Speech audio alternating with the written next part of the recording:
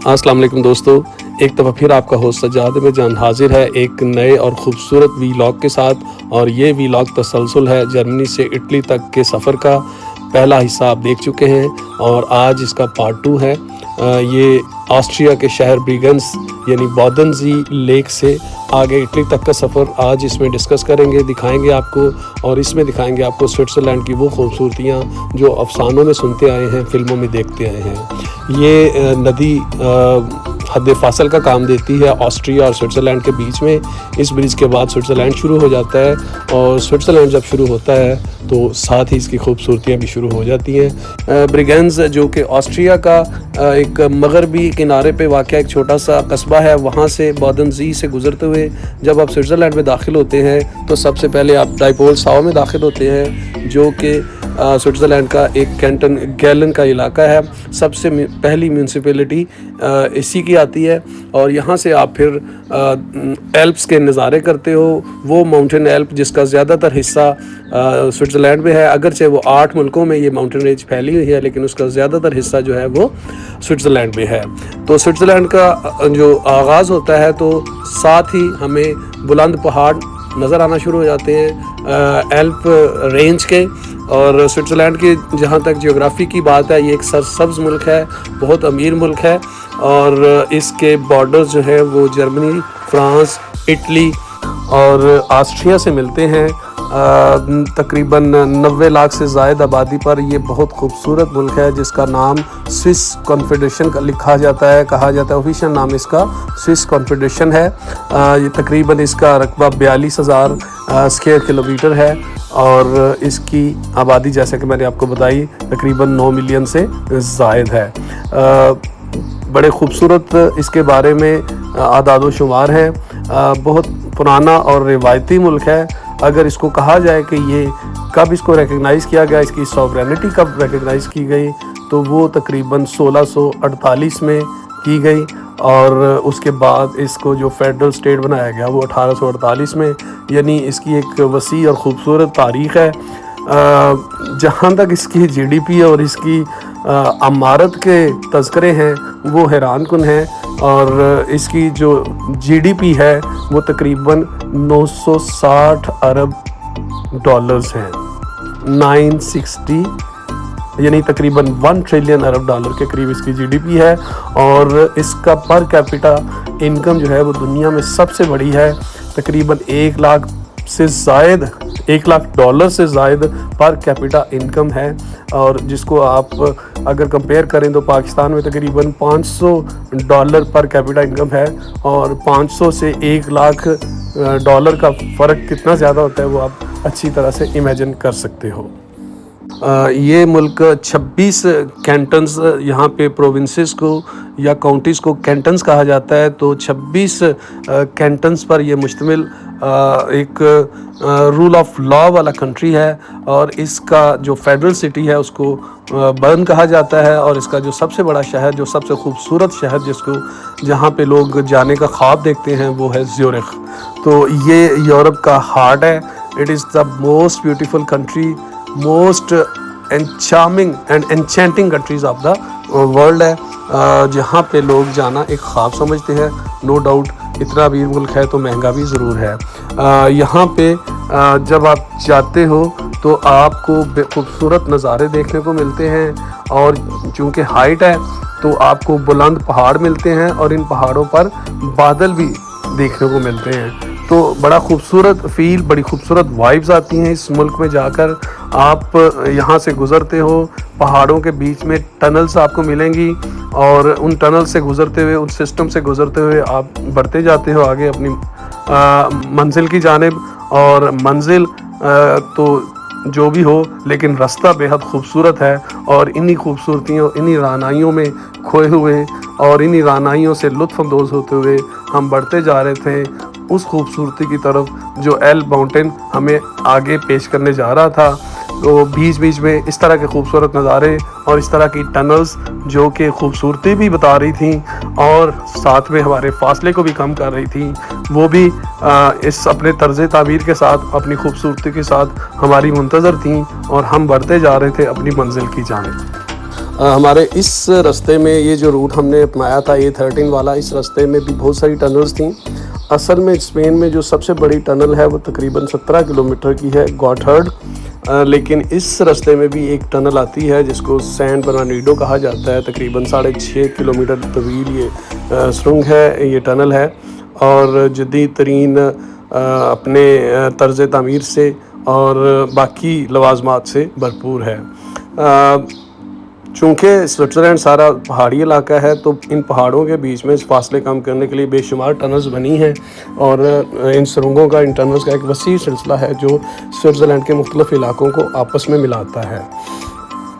Switzerland بڑا خوبصورت ملک ہے اور اس کی کچھ باتیں بہت امپورٹنٹ ہے۔ سب سے بڑی بات تو یہ ہے کہ یہ ایک ان آرمڈ کنٹری ہے، اس کی آرمی نہیں ہے، برائے نام آرمی ہے، لیکن اس کی جو آخری لڑائی ہے وہ تقریباً کہیں ملتی ہے 18ویں صدی میں۔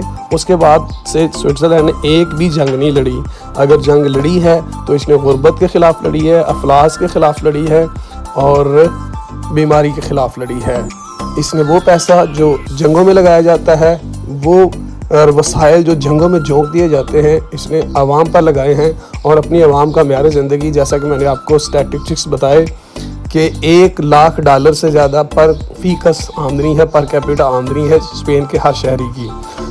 جہاں تک شہریوں کی بات ہے، یہاں پہ جرمن بہت زیادہ تعداد میں ہے، بلکہ اکثریت تقریباً 60% جرمن نسل کے لوگ ہیں، اس کے علاوہ باقی قوموں کے ہیں، اور زبانیں بھی یہاں جرمن چلتی ہے، آسٹرین لینگویج بھی بولنے والے ہیں، انگلش بھی لوگ سمجھ لیتے ہیں، اور اس طرح سے یہ ایک کثیر القومی ملٹی نیشنل یا ملٹی نیشنز اقوام والا کنٹری ہے، اور جس میں اکثریت سوئس لوگوں کی ہے، یعنی سوئس سٹیزنز کی ہے تقریباً 75%، اور باقی اس میں غیر قومیں آباد ہیں۔ جو ہم آگے بڑھتے جا رہے تھے، اسپین کی خوبصورتی اپنا دامن زیادہ پھیلاتی جا رہی تھی، اور چاروں طرف پھیلی ہوئی ہریالی، خوبصورت پہاڑیاں، پہاڑوں کے اوپر خوبصورت میڈوز، ان کے خوبصورت کلر، اور یہ سب مل کے ایسا سما پیش کر رہے تھے کہ دل آشش کر اٹھتا تھا۔ میں نے ہمیشہ یہی کہا ہے کہ کیمرہ وہ خوبصورتی آپ کو کبھی نہیں دکھا سکتا، اپنے فلٹرز کے باوجود، اپنی جدید ٹیکنالوجی کے باوجود، جو خوبصورتی آپ اپنی نیکڈ آئی سے فیل کرتے ہو، یہ یہاں پہ جو آپ کی پریزنس ہے، آپ یہاں پہ جو موجود ہو اور ارد گرد جو خوبصورتی آپ دیکھ رہے ہو، اس کو آپ ہی فیل کر سکتے ہو۔ لفظوں سے یا تصاویر سے فیل کروانا ایک بہت مشکل کام ہے، جبکہ آپ جب یہاں پہ ہوتے ہو تو آپ کے اندر وہ وائبز آتی ہیں خوبصورتی کی، نیچر کی، کہ آپ ان وائبز کے ساتھ بہت پرسکون محسوس کرتے ہو۔ یہ دیکھیں، جوں ہم آگے بڑھتے جا رہے ہیں، سوئٹزرلینڈ کی خوبصورتی مزید نکھر کے سامنے آتی جا رہی ہے۔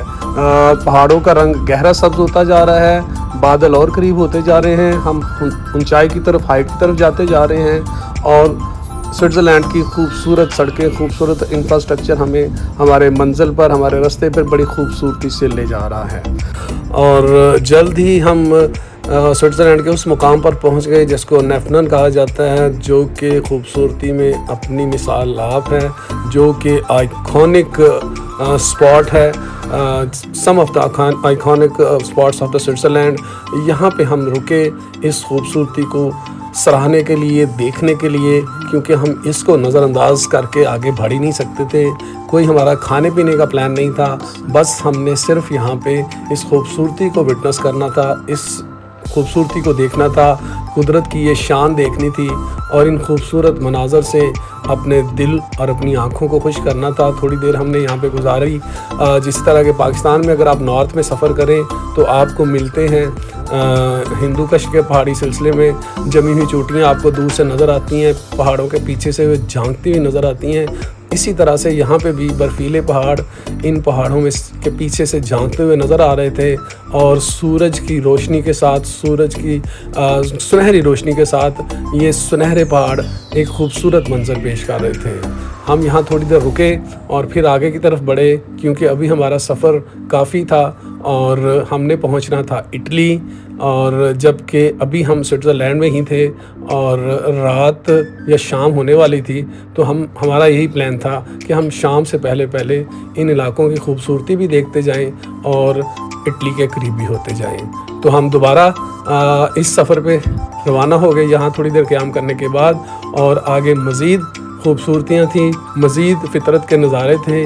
ایسا لگ رہا تھا کہ جیسے آپ کسی پریوں کے دیس پہ سفر کر رہے ہو، ایسا لگ رہا تھا کہ جیسے آپ جنت یا عرش بری پر چلے گئے ہو اور ان مناظر کو دیکھ رہے ہو کہ جو قدرت کی صنائی کے بہت بڑے مظہر ہیں، بڑے ثبوت ہیں، اور قدرت نے بڑی فرصت سے بنائے ہیں۔ جلد ہی ہم اس ٹنل تک پہنچ گئے جس کا ذکر میں نے پیچھے کیا، سین برنارڈینو۔ یہ 6.5 کلومیٹر طویل سرنگ تھی، اور اس کے بعد جو الٹیمیٹ ہائٹ ہے ایلپس کی، وہاں پہ جانے کا پلان تھا، لیکن پتہ چلا کہ وہ جو الٹیمیٹ ہائٹ ہے وہ لینڈ سلائڈنگ کی وجہ سے، برف کی وجہ سے بند ہے، تو اس لیے ہم نے اس کا ایک آلٹرنیٹ رستہ لیا۔ اور ابھی تک ہمارے سفر کے دوران یہ ماؤنٹین ایلپس کا سب سے بلند مقام تھا۔ یہاں ہم نے تھوڑی دیر قیام کیا، تھوڑا کھانا کھایا اور تھوڑی دیر خوبصورتی دیکھی۔ موسم بہت ٹھنڈا تھا، یہاں پہ ٹھنڈ لگ رہی تھی۔ ہمارے پاس سمر جیکٹس تھی جو کہ ناکافی تھی سردی سے لڑنے کے لیے۔ تو تھوڑی دیر قیام کرنے کے بعد اور کھانے پینے کے بعد اور اس جگہ کی خوبصورتی اور دور سے پہاڑوں کا نظارہ کرنے کے بعد ہم پھر آگے کو بڑھے، اور اب آگے سفر جو تھا وہ اترائی کی طرف تھا، نیچے کی طرف جانا تھا ہم نے، اور اس وادی سے ہوتے ہوئے ہم نے آگے اٹلی کی طرف بڑھنا تھا، اٹلی کے بارڈر کی طرف بڑھنا تھا۔ جلد ہی ہم نے یہاں سے اپنے آپ کو سمیٹا اور دوبارہ اپنی گاڑی میں سوار ہوئے اور چل پڑے اپنے اٹلی کے باقی ماندہ سفر کو طے کرنے کے لیے۔ یہ سفر اب کوئی زیادہ طویل رہ نہیں گیا تھا، اب ہم نے لوگانو شہر پہنچنا تھا جو کہ آخری مقام تھا سوئٹزرلینڈ کا، اور اس کے بعد ہم نے اٹلی میں داخل ہو جانا تھا۔ اور یہاں پہ میں نے پہلے بتایا کہ کوئی ایسے روایتی بارڈرز نہیں ہیں، روایتی سرحدیں نہیں ہیں جہاں پہ آپ کو پتہ چلے کہ ہم کسی دوسرے ملک میں داخل ہوئے ہیں۔ اور یہ دیکھیں، آپ کو بھی پتہ نہیں چلا تو ہم اٹلی میں داخل ہو گئے ہیں۔ یہ ہم اٹلی کے سرحدی شہر میں داخل ہو گئے ہیں۔ میلانو ہماری منزل ہے، لیکن یہ ہے وہ بارڈر ایریا جہاں سے ہم نے اٹلی کی سرزمین پہ قدم رکھ لیا ہے، اور اب ہم اٹلی میں داخل ہو چکے ہیں۔